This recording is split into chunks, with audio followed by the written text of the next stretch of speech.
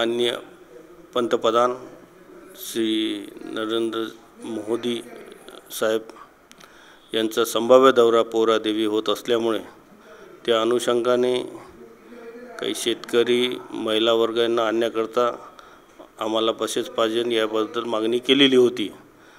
तर त्या बसेस 1712 बसेसची मागणी आलेली आहे।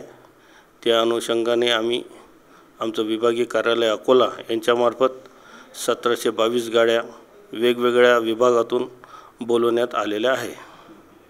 एकूण कोणत्या विभागातून म्हणजे कोणत्या डेपोतून बसेस कितीचं नियोजन केलं कसं काही माहिती आली नाही? याबद्दल तर मला अजून त्या काही माहिती आलेली नाही आहे, पण नागपूर प्रदेश, अमरावती प्रदेश आणि संभाजीनगर प्रदेश इथून ज्या गाड्या येणार आहे त्या 1722 अशा गाड्या आहेत। त्यात अकोला विभागसुद्धा समाविष्ट आहे।